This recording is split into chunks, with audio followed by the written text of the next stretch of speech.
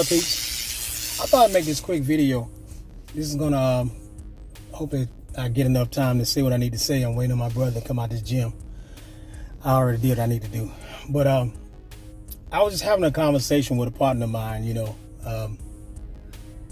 were actually discussing the thing about paternity, legitimation, the topic itself. And I'm sure a lot of guys can actually relate to what I'm about to say. Is we're actually going in there. Y'all definitely look into your state rules, the state statutes, the state laws, that and see what it says about interpretation of statutes. Okay, sometimes they call you may use the word construction of statutes, but it talks about interpretation of the laws, the words, the terms, the word of art that they use. And a lot of, for example, word of art example that you may see in family court is what they call best interest of the child. That's word of art. You might look into your state statutes and look into that, because there are laws in every state where the General Assembly of every state requires public officials to interpret the terms and the words of art that they use when they're doing business with the people in the state. And most of the time we're actually being railroaded and misrepresented and basically deceived into contractual arrangements, court orders, judgments, or whatever it is, that don't work in our favor. And it's because in family court, notice when you receive a summons or whatever, for instance, we already know for one that summons is also you can only summons a debt, but that's another term that they use in that trade concerning subject matters or whatever.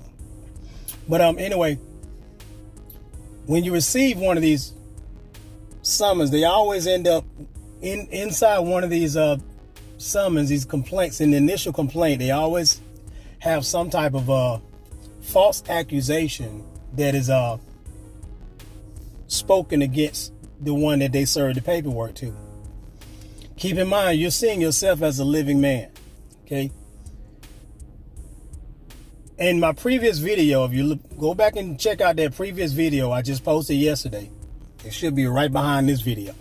That's the last thing I posted. And you'll see where they talk about the difference between administrative paternity acknowledgement as opposed to judicial acknowledgement of paternity. Acknowledgement of paternity. Judicial versus administrative. We're having judicial arguments in our paperwork. The entire time they're having administrative processes going on.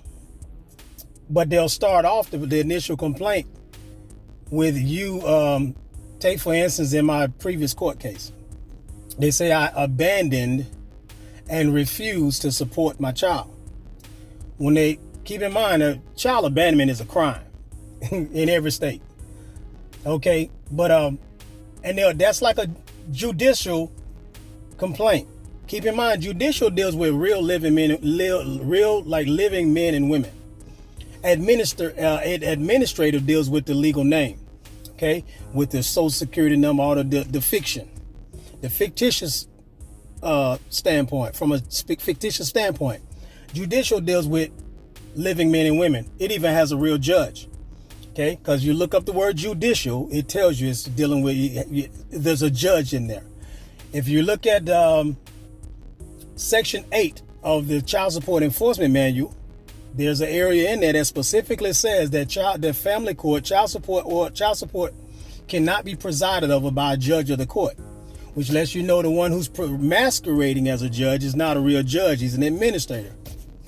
Him being an administrator, this is part of the word language that they use, and there are laws that are against public officials using word magic like that.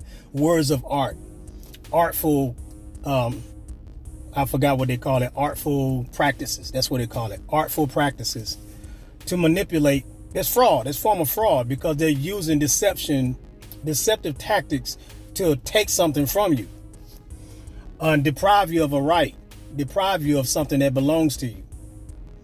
And they're not even defining the terms that they use. There are laws that requires them to do that. You got to look into your state statutes. Look into your state statutes and hold them to that. Okay. Don't forget that you also can do Privacy Act.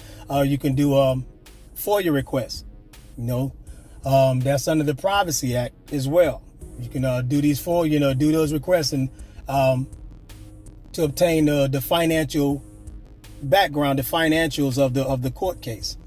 You can do that as well. You don't do that with you most likely have to do that with the county clerk. But look in your state, read your state laws. I don't know why y'all don't want to read state laws, but read your state laws that got the remedy in there. All that stuff when we read like Bills of Exchange Act, Sets the KV Act, Trust Law, Consumer Law, UCC. All that stuff is in your state statute. All of that stuff is in there. All of it is in there. And so, but back to what I'm talking about. We're in courtrooms in our answer when we respond to these orders, not the orders, but the original complaints, we're having judicial arguments as living men. I'm the living man. I'm not the fictitious entity. I'm not this, and we're trying to play the dictionary, the legal dictionary game with these people when it's not our job to do that. It's their job to actually, define the terms that they're using when they're trying to do business with us. It's their job to do that. And they're not doing that. But you have to, until you say something about it, he who fails to assert his rights have none.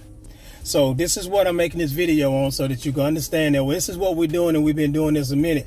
For one, not holding them accountable to define their terms. There are laws that requires them to do that. Don't go in there to make sure you read your laws and assert those put those laws together. The General Assembly creates these statutes. So stop thinking something they're copywritten. I don't know who the fuck made that shit up and started regurgitating across the internet saying don't quote the laws in your paperwork. Meanwhile, they're using these same laws. If it's copywritten, who they're copywritten, who owns them. It tells you exactly how these laws how they're put in place. If you look up statute legal definition, it tells you how they're created. So there's no one person that, they say they're copywritten. It's like if I created this phone, I would have patent rights or something like that to show that I'm the creator of this phone. If I created a song, I would copyright that song. Then you can look that song up and see who the fuck wrote that, who get credit for who produced it, who wrote the lyrics to it, who the studio, who actually recorded it. Those things are credited by the ones who actually created those things. Statutes are not credited as created by somebody, one person. They're published. They're published multiple times when they create these statutes. They're laws that are put together by legislature. So they're not copywritten by no one person or no group of people. Okay, so we got to get that dumb shit out of our head, because we hear shit and we regurgitate it and we'll not challenge it and we stand on it and we wonder why we ain't getting no damn remedy. Bottom line is, read your state statutes, hold these people accountable to interpret those laws. They have to interpret it. It can't be a meeting of the mind if you don't find those laws in your state and make them use that shit. And you can actually get cases thrown out because of that, because that's a form of fraud when they deceive you and take something from you using a deceptive act. That's a swindle tactic. Okay, so you can use these types of things to your advantage, but you got to be willing to do these things and look it up. But anyway, I thought I'd make this video about that part. We gotta. This is why we're having judicial arguments as living people with people who are actually playing a fictitious role, and they'll use judicial accusations, like you as a living man abandon your child, or you refuse to do this and do this. They'll say something like that to get you in your emotional state. Living men and women have emotions. Fictions don't have emotions. You get in your emotions, and before you know it, you write on your paperwork some emotional argument and wonder why they're not addressing your emotional argument. They don't address it at all because it's totally irrelevant to what they're trying to do and what is required to be addressed in order to accomplish their goal. So keep that in mind. Just something to think about. I wanted to kind of, bring that to y'all's attention. Understanding that they, that's part of the swindle that they use, the swindle tactic that they're using when they're using artful practices, words of art, terminology that have not been interpreted in the paperwork. They don't tell you what it means. Another example, I look at my paternity acknowledgement form. There are 2 pages. If you look up your paternity acknowledgement form that they use in the court, basically when you want to acknowledge that you're the father of the child or whatever, if they have legitimation in your city, in your state. What I noticed in mine, they didn't give me the instruction pages that broke down anything to my paternity acknowledgement form. They just gave me page 1, but not page 2. As a matter of fact, the one I found online that's on the website, the Georgia Department of Human Services, I download that PDF and it is totally not the same document that I filled out. They actually created their own fill in the blank document and had us to do that and had it notarized and use that as the record. But it omitted what was required for them to let me know. Anytime they're doing business with you, they're supposed to interpret the words, explain to you the difference between administrative paternity of acknowledgement as opposed to judicial acknowledgement of paternity. They don't explain none of that to you. And so I'm like, so if I'd known that, I'm like, what's the point in doing a paternity acknowledgement form if it still does not empower me to exercise my rights to have custody or visitation with my son? So that's that's another swindle tactic that they use as well. But had I not read the state statute, I would have never known this. We got to get out of just listening to the people that are telling you not to read the state statute. The state statutes are your laws. Read the laws in your state and see what the state has put in place. The remedy is in your state statute. There's a lot of remedy there.